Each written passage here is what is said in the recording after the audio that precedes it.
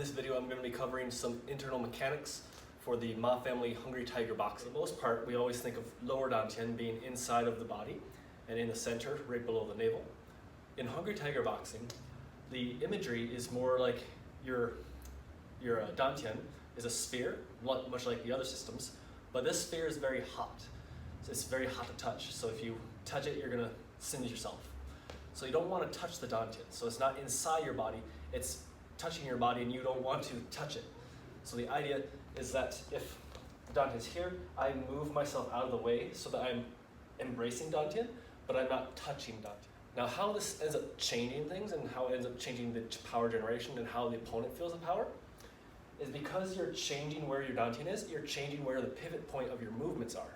So normally I think about the pivot point being in the center of my abdomen and I'm moving everything around it, right? So I can rotate, I can do all sorts of movements, but everything is rotating around this pivot point. But now the pivot point is outside the body. So your body has to respond differently in order to rotate around this now external pivot point. So we have this pivot point, and now instead of rotating like this, it would be like I'm wrapping my body around this pivot point. And in order to get something like this type of movement, right, normally we have this pivot point, now we back away. It's like I'm hugging the pivot point and I'm warping and rolling around the pivot point.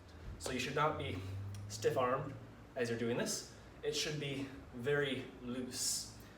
So, but not floppy loose, but soft, relaxed, and allowing all of the weight to transfer through.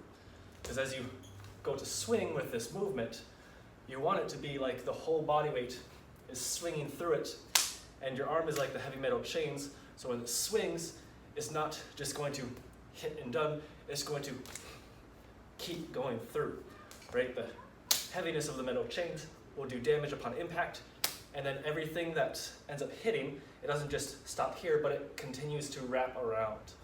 And that's a big thing about how the tiger gets things hooked in there, is it will meet a surface and it will wrap around, and that will pull in the same circle. So hit, wrap, and pull.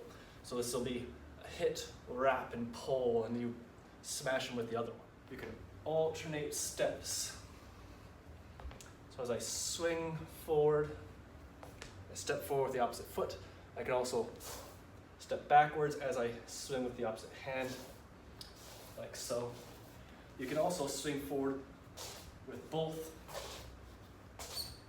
the same, as well as both the same.